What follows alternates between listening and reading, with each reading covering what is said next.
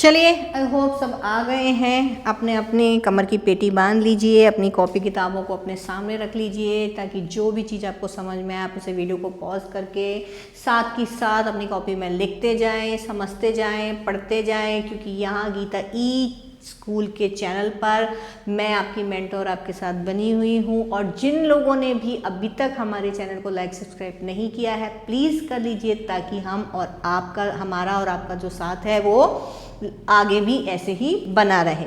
यहाँ हम बात कर रहे हैं कक्षा 12 की किताब आरोह भाग 2 के बारे में, जिसके हम 7 पाठ अपने पूरे कर चुके हैं। 8वें पाठ की तरफ हम चल रहे हैं। यहाँ जो हमारा 8वां पाठ है वो है फिराक गोरखपुरी के बारे में, जिनका कवि परिचय हम पढ़ चुके हैं। और इनकी जो कविता, जो इनकी रुबाइयाँ दी हुई है, कविता नहीं है, इनके पद्य बैग में जो रुबाइयाँ दी हुई हैं वो उनकी गुल्ले नगमा नामक रचना से ली गई हैं। 5 रुबाइयाँ यहाँ पर दी हुई हैं, ये हमने पढ़ ली हैं। आज जो हम इस वीडियो में बात करेंगे वो बात करेंगे इस पाठ के प्रश्नोत्तर की। ठीक है, किसकी बात करेंगे हम? प्रश्नोत्तर की। इसमें प्रश्नोत्तर है ही नहीं, 2 प्रश्न दिए हैं और वो भी जिसमें से भी एक आपको पता चल जाएगा अभी। ठीक है, चलिए पढ़ते हैं। ओके, देखिए पाठ के साथ शायर राखी के लच्छे को बिजली की चमक की तरह कहकर क्या भाव व्यंजित करना चाह रहा है, ये मैंने आपको व्याख्या में बताया था अभी। चूंकि रक्षाबंधन का त्यौहार है और रक्षाबंधन का त्यौहार भाई और बहन के आपसी प्यार का त्यौहार है, और रक्षाबंधन का जो त्यौहार है वो सावन के महीने में आता है। सावन के महीने में सभी जानते हैं कि आकाश में बादल छाए रहते हैं क्योंकि वर्षा ऋतु होती है। अब चूंकि बादल है तो बादल के साथ में बिजली का चमकना भी वहाँ पर अनिवार्य है कि बिजली भी चमकती ही है। तो जो राखी है, राखी के लच्छे ऐसे लगते हैं मानो वो बिजली की चमक की तरह है। जैसे बिजली चमकती है ऐसे ही वो राखी के लच्छे चमक रहे हैं। अब जब उन चमकते हुए राखी के लच्छों को एक बहन बड़े प्यार से अपने भाई की कलाई पे बांधती है तो उसके लिए वो पल, वो जो क्षण होता है वो इतना आनंददायी होता है कि उसमें भाई बहन का जो प्यार है वो बना रहता है। उन दोनों का प्यार, उन दोनों के बीच का स्नेह देखकर माँ भी प्रसन्न हो जाती है। कुल मिलाकर जिस तरीके से राखी के लच्छे हैं, राखी के लच्छों से उनका भाव बना, इस त्योहार का भाव बना रहता है, इसी प्रकार से उन भाई बहनों का प्यार भी बना रहता है। वैसे मूलतः कहें तो भाई बहन के प्यार के बारे में बताया है। यहाँ किसके बारे में बताया? भाई बहन के स्नेह के बारे में यहाँ पर बताया गया, उनका भाव। अब यहाँ पर एक ये प्रश्न है, खुद का पर्दा खोलने से क्या आशय है? अब खुद का पर्दा ऐसी कोई लाइन यहाँ आई नहीं थी, लेकिन चूंकि इन्होंने दिया है तो खुद का पर्दा खोलना यानी अपने भावों को, अपनी कमियों को, अपने चरित्र को स्पष्ट कर देना। यानी लोग मोस्टली क्या होता है कि अपनी कमियां नहीं बताते हैं, सिर्फ अपनी अच्छाइयों का वर्णन करते हैं। लेकिन खुद का पर्दा खोलना, पर्दा उन चीज़ों पर ढका जाता है जिन चीज़ों को हम किसी को दिखाना नहीं चाहते। लेकिन अगर आप पर्दा खोल देते हैं तो यानी आपके अंदर की अच्छाई बुराई सब इंसान को, बाकी लोगों को नज़र आ जाएगी। तो अपनी कमियों को, अपनी खूबियों को दूसरे व्यक्ति को उजागर करना, दूसरे व्यक्ति के सामने प्रस्तुत करना यानी खुद का पर्दा खोलना। और अगर लोग ऐसा नहीं करते हैं तो उनके अंदर एक निंदक वाली क्वालिटी, विशेषता होती है जो उनके स्वभाव को वहाँ पर बताती है कि सिर्फ बड़ाई करना और अपनी कमियां नहीं बताना लेकिन दूसरों की निंदा करना। बस यही है यहाँ पर, और कुछ नहीं है। 2 ही प्रश्न है, टिप्पणी करनी है यहाँ पर। टिप्पणी मतलब आप बताइए कि लाइन क्यों यूज की गई है, या इस तरीके का क्या हो सकता है। गोदी के चांद और गगन के चांद का क्या रिश्ता है?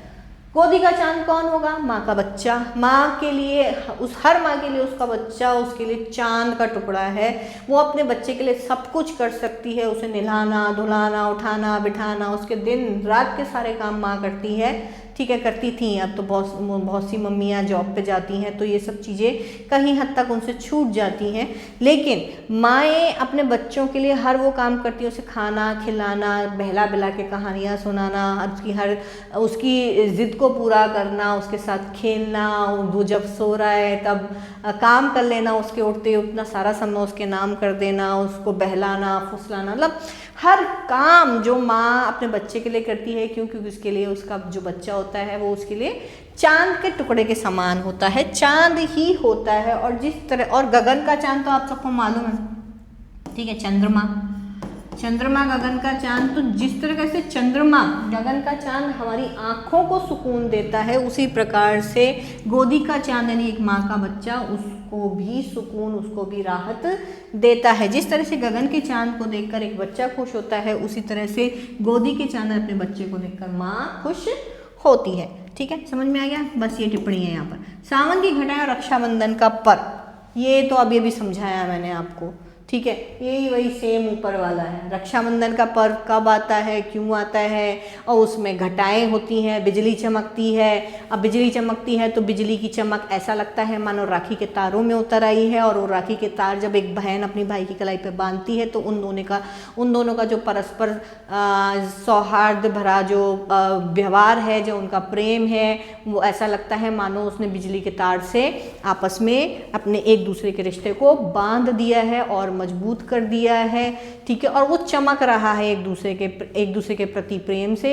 तो ये जिस तरीके से सावन में घटाएं बिजली चमकती है, उसी तरह से रक्षाबंधन के त्यौहार पे एक भाई और बहन का आपस में प्यार, इनका एक दूसरे के प्रति विश्वास, उनका एक दूसरे के प्रति रिश्ता भी और गहरा हो जाता है। ठीक है, समझ में आ गया? बस इतना ही, और कुछ है नहीं इसमें। हाँ, हमने पिछले उसमें किया था, इसका होमवर्क आया था AI का, उसका होमवर्क, उसमें कुछ प्रश्न थे जो मैं आपको यहाँ दिखाने वाली थी। ये हमने मल्टीपल चॉइस तो उसमें कर ली थी। अब यहाँ पर ये देखिए, ठीक है, अब प्रश्न देखिए, इसको मैं बड़ा नहीं कर सकती हूँ, अब आपको ये ऐसे ही देखना पड़ेगा। आई होप आप अपनी स्क्रीन थोड़ी सी बड़ी कर लें तो फिर आपको दिख जाएगा, या फिर मैं ऐसा कर सकती हूँ, रुकिए, पर मुझे इसको प्रिंट करना पड़ेगा।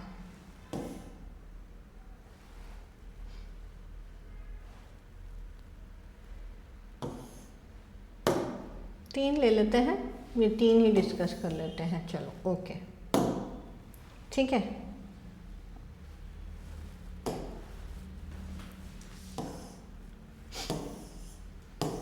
देखिए, यहाँ बात कर रहे हैं हम कुछ अतिरिक्त प्रश्नों की अगर हम बात करें तो जो मैंने अभी तक आपको लिखाए हैं, जैसा कि मैं आपको बोलती आई हूँ, ठीक है, आपको मालूम है कि वो अतिरिक्त प्रश्न क्या हो सकते हैं। अतिरिक्त प्रश्नों में आप बात करें तो कवि परिचय तो आपका आएगा ही। अतिरिक्त क्या मतलब? रिलेटेड क्वेश्चंस हैं, ये पार्ट से रिलेटेड क्वेश्चन, कवि परिचय तो आएगा ही। अब चाहे यहाँ पर एक जो पूरी कविता है वो एक नहीं है, एक ही भाव को व्यक्त नहीं कर रही है सारी रुबाइयाँ, तो रुबाइयों की व्याख्या आ सकती है।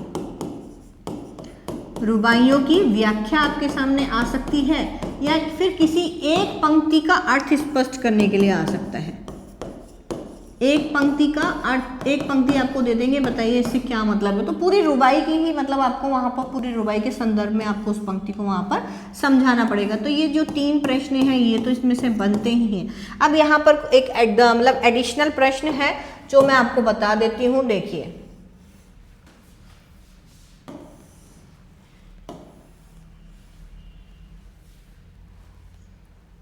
यहाँ नहीं दिखेगा, यही दिखेगा। चलिए यहाँ देख लेते हैं हमारा क्या जा रहा है, इसको हम बाद में देख लेंगे, ठीक है ना भाई। ओके, देखिए, रुबाइयाँ कविता में फिराक गोरखपुरी ने किस प्रकार के जीवन का चित्रण किया है, यानी कि वो जो भी बता रहे हैं अपनी रुबाइयों में, उसमें किस प्रकार का जीवन आपको देखने को मिलता है। बहुत सरल सामान्य जीवन देखने को मिलता है। एक माँ जो गृहिणी है, अपने बच्चे के सारी क्रियाकलाप करती है, उसे नहलाती है, उसे तैयार करती है, उसे सजाती है, उसे खाना खिलाती है, उसे खुश रखती है, उसके साथ खेलती है, उसे तरह तरह के प्रलोभन देती है, उसे बच्चान को खिलौना बताकर उसके साथ में खेलती है। तो ये सब सरल जीवन। फिर दिवाली बहुत सरल वाला जीवन है कि दिवाली में घर पुत गए हैं, उसको घरों को वो मिट्टी के दियों से सजाती है। उसके बच्चे ने जो घर बनाया है खेलने के लिए, उसमें भी वो दीपक जलाती है, उन्हें प्रसन्न करने के लिए वो चीनी के खिलौने देती है। बहुत सरल जीवन जो भी आपको नज़र आ रहा है, ठीक है। रक्षाबंधन वाला जो पर्व है उसमें भी अब माँ बच्चे की जिद को कैसे पूरा करती है, वो चांद वाले उसमें से आप ले सकते हो। तो बहुत ही सरल जीवन का यहाँ पर चित्रण किया है। ये आप एग्जाम्पल यहाँ पर देकर आप बता सकते हो, ये एक्स्ट्रा क्वेश्चन यहाँ पर हो सकता है, ठीक है। नेक्स्ट हम बात करें तो दूसरा प्रश्न ले लेते हैं।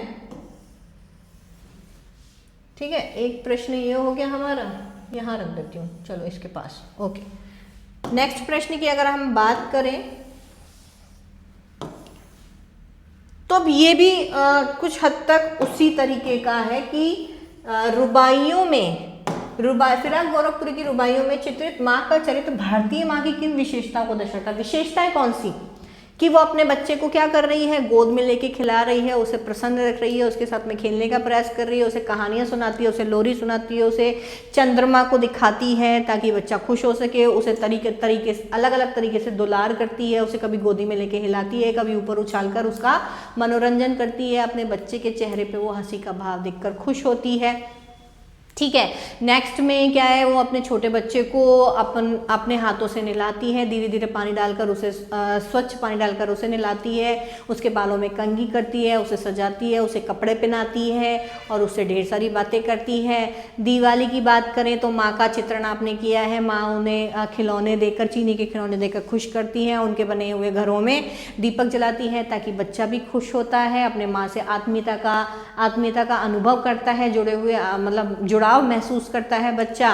फिर माँ क्या कर रही है, अपने बच्चे को, जिद करने वाले बच्चे को तरह तरह से समझाती है, लेकिन जब बच्चा नहीं मानता है तो उसे शीशा देकर वो बताती है कि लो, इसी में तुम्हारा चांद, इसी में तुम्हारा खिलौना आ गया है। और रक्षाबंधन पर भाई और बहन यानी माँ अपने दोनों बच्चों के बीच में उस परंपरा को, उस त्योहार की प्रासंगिकता को बनाए रखती है, उसके लिए वो राखी लेकर आती है, सारे काम करती है और उन दोनों से परस्पर आप अपनी बहन से भाई के हाथ पर राखी बंधवाती है, जिससे वो दोनों भाई बहन प्रसन्न होते हैं। तो बहुत ही ममतामयी माँ है यार, इसको देख के तो मुझे हिंदी फिल्मों की माँ की याद आ गई। छोड़ो, आजकल हमारी तो नहीं, मेरी मम्मी भी ऐसी थी, वैसे ऐसी कोई बात नहीं है, मेरी मम्मी भी ऐसी है।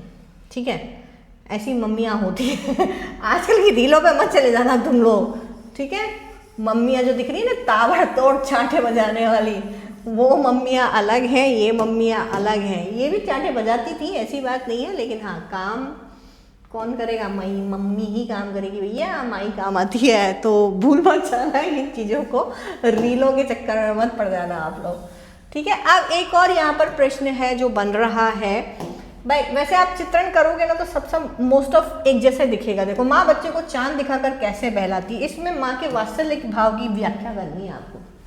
अब एक छोटा बच्चा है, एक रुबाई है जिसमें ये बताया है गोरखपुरी जी ने कि एक छोटा बच्चा है जो चांद को पाने की जिद में आंगन में बैठ गया है। अब वो रो रहा है, अपनी माँ को तरीके से परेशान कर रहा है, उसे जाने नहीं दे रहा है।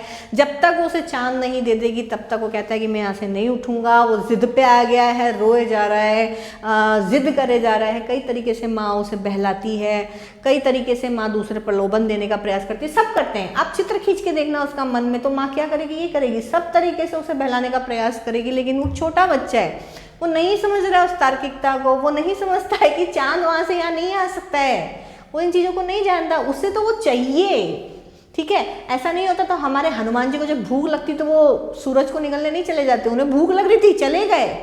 बच्चे हैं वो, ठीक है, उन्हें नहीं पता है। तो वो बच्चा जो जिद पे आ गया, उसे माँ ने कई तरीके से समझाने का प्रयास किया और अंत में क्या होता है, जब वो अपने बच्चे को इतना रोता हुआ देखती है तो माँ के कलेजे को ठेस लगती है और वो अंत में क्या करती है, ठीक है, नहीं मान रहा है बच्चा, कोई बात नहीं, अंत में वो उसका एक हल निकालती है, समाधान लाती है, उसका एक उपाय खोजती है कि अपने बच्चे को एक आईना देती है, एक शीशा देती है और अपने बच्चे को उसमें प्रतिबिंब दिखा के चांद का कहती है कि ले तुम्हारा चांद यहीं उतर आया है, अर्थात मैंने तुम्हारा चांद तुम्हारे पास में लाकर रख दिया। और बच्चा अपने हाथ में चांद देखकर उस शीशे में खुश हो जाता है। उसे मतलब ही नहीं है दुनियादारी से कि चांद भैया पृथ्वी से कितना दूर है, वो यहाँ नहीं आ सकता, लेकिन मेरी माँ ने ला के दिया है, मेरे हाथ में वो चांद दिख रहा है।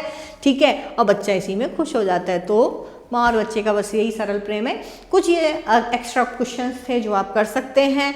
ठीक है, इसी तरह से हमारे साथ बने रहिए। हमारी वीडियोस को लाइक सब्सक्राइब करते रहिए, हमारे चैनल को लाइक सब्सक्राइब करते रहिए, ताकि हमारे जो ये वीडियोस हैं वो आपके साथ चलते रहें, हम आपसे जुड़े रहें, आपका मार्गदर्शन करते रहें। बहुत ज़्यादा बड़े नहीं है, लेकिन जितना भी कर सकते हो उतना करते रहें। आई होप ये सब चीज़ें आपके पढ़ाई में, आपके प्रश्न पत्र को हल करने के लिए बहुत अच्छी रहेंगी। ठीक है, अपनी भाषा में आप इन सब प्रश्नों के उत्तर देने का प्रयास करें। नेक्स्ट वीडियो में फिर मिलेंगे, तब तक के लिए सी या।